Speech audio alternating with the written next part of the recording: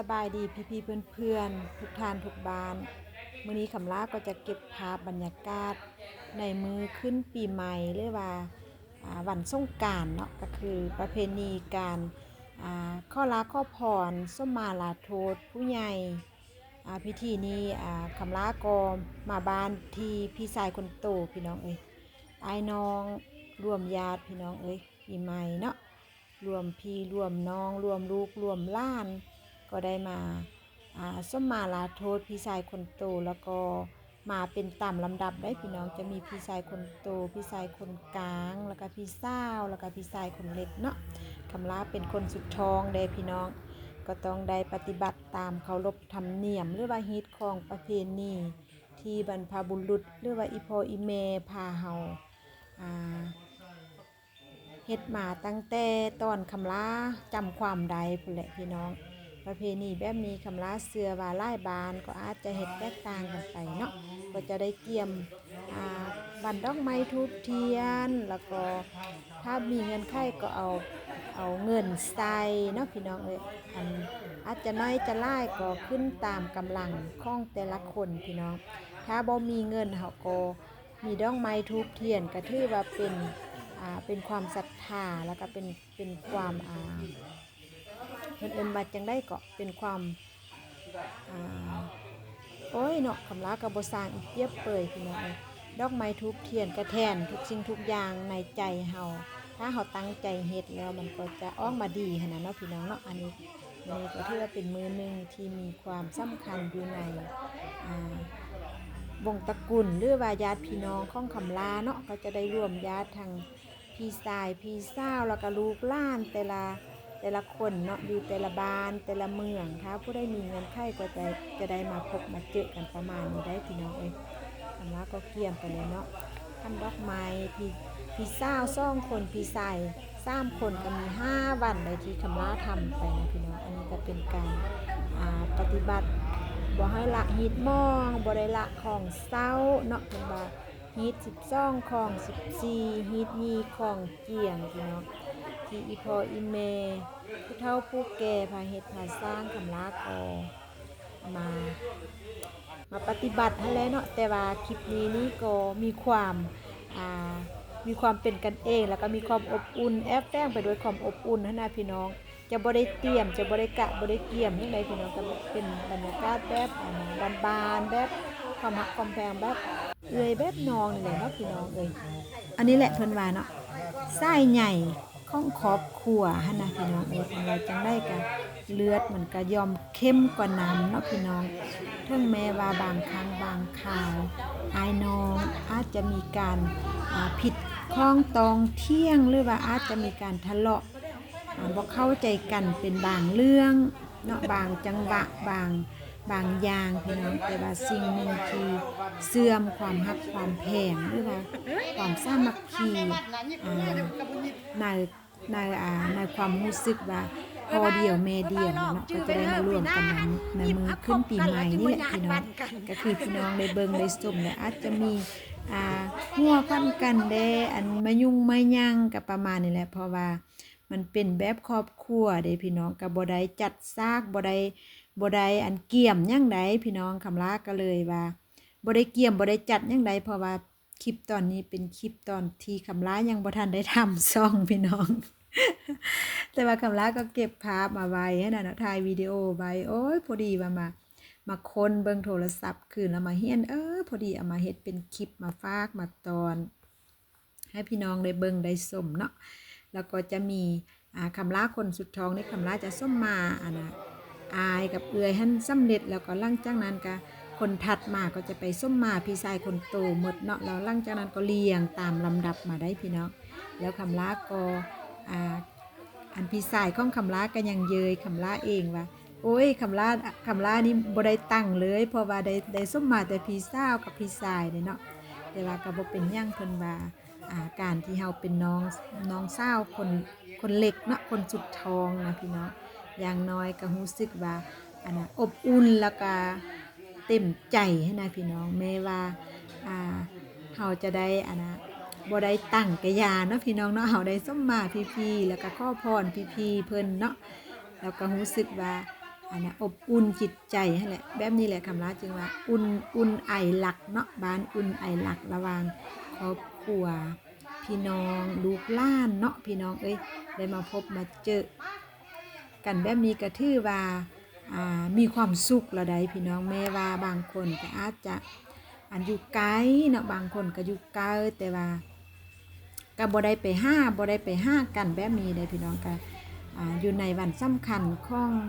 ปีได้ก็มีเทือนหนึ่งเนาะแต่ว่าก็บางปีก็วางไปได้พี่น้องถ้าคนนั้นบ่พร้อมคนนี้บ่พร้อมก็วางก็เว้นไปประมาณ2-3 ปีแล้วจึงได้มาพบมาเจอกันแบบนี้แหละพี่น้องการสมบัติสมมาการฮาลาเฮอพรอันนี้ก็เป็นฮิตของประเพณีที่ผู้ใหญ่เนาะเพิ่นพาเฮ็ดมาอันนี้ก็เป็นพี่สาวของคำลากับพี่ชายของคำลากับมาส้มมาอายผู้ที่ซ่องเนาะซึ่งว่าคนที่ว่าใส่ผ้าเบียงสิลายๆนั่นแหละพี่น้องกับภรรยาเพิ่นเนาะกับเมียเพิ่นพี่น้องอันนี้คำลาก็เก็บภาพความอบอุ่นเนาะพี่น้องเนาะไปเบิ่งนำกันว่าแต่ละสัตว์แต่ละอันนะแต่ละเทื่อแต่ละคลิปบ่แม่นแต่ละคลิปดอกพี่น้องอันน่ะเต็มเนื้อเรื่องน่ะเนาะสิเป็นได้คลิปนี้ก็เอาหยาวนิดนึงเด้อพี่น้องต้องจังได้กับฝากพี่ๆเพื่อนๆเนาะติดตามชมให้คำลาเดว่าบรรยากาศทางบรรยากาศภายในครอบครัวหรือว่าความอบอุ่นภายในครอบครัวของคำลาเนาะอยู่ทางสปป.ลาวก็จะเฮ็ดประมาณนี้นะพี่น้องแต่บ่ฮู้ว่าทางฝั่งนั้นเพิ่นเฮ็ดจังได้พี่น้องฝากติดตามรับชมไปยาวๆเด้อพี่น้อง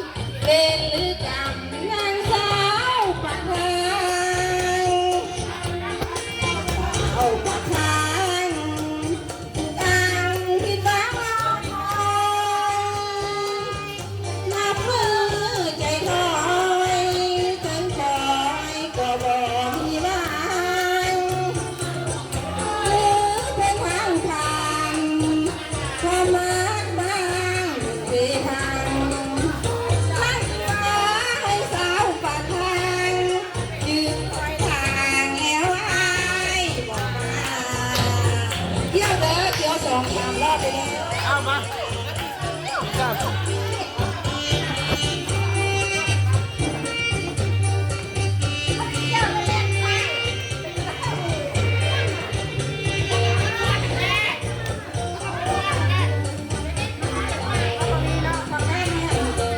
มึงกสิกรรมของเพลงมึง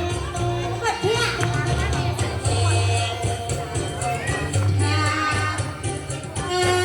ติดปังรอคอยเป็นหอยเป็นหอยก็บ่มีได้เป็นทางผ่านเข้ามาที่พังสั่งหัวที่สาวปากทาง